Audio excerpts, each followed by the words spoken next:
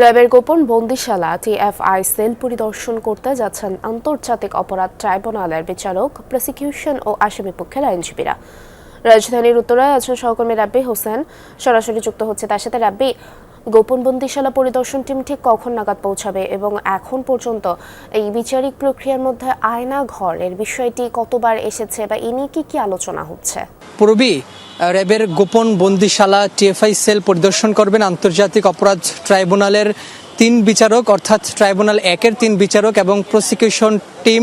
পাশাপাশি তাদের সঙ্গে আজকে পরিদর্শন করতে আসবেন যারা আসামি পক্ষের আইনজীবী রয়েছেন, অর্থাৎ অভিযুক্ত সেনা কর্মকর্তা গুমের মামলায়, সেই গুমের মামলায় সেনা কর্মকর্তাদের যারা আইনজীবী রয়েছেন তারাও মূলত আজকে তাদের সঙ্গে পরিদর্শন করতে আসবেন। কিছুক্ষণের মধ্যেই এই যে টিম রয়েছেন প্রসিকিউশনের সঙ্গে যে বিচারকদের, তাদের এখানে আসবেন। তবে যেহেতু 5 আগস্টের পরে আন্তর্জাতিক অপরাধ ট্রাইব্যুনালে গুমের মামলার বিচার শুরু হয়, সেখানে র্যাবের টিএফআই সেলের যে গোপন বন্দিশালা সেই মামলাটি শুরু হয়, সেখানে সাবেক প্রধানমন্ত্রী শেখ হাসিনা সহ 17 জন আসামি, বেনজির আহমেদ আসামি রয়েছেন, আসাদুজ্জামান খান কামাল আসামি রয়েছেন, তারিক আহমেদ সিদ্দিকী সহ আসামিরা রয়েছেন।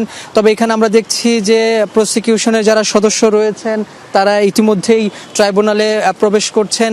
এখানে প্রসিকিউশন ছাড়াও এখানে বিচারক যারা রয়েছেন তারা একে একে কিন্তু এখানে আসছেন।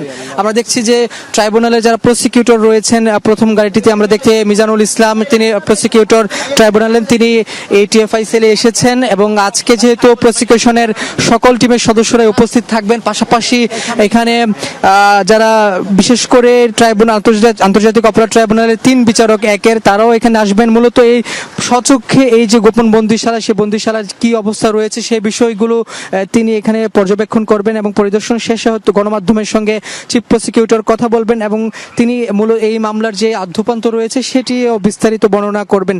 তবে কিছুক্ষণের মধ্যে যেহেতু আন্তর্জাতিক অপরাধ ট্রাইব্যুনালের বিচারক সহ প্রসিকিউশন টিমের যে পরিদর্শন সেটি শুরু হবে, তখন আমরা আরো বিস্তারিত জানতে পারবো।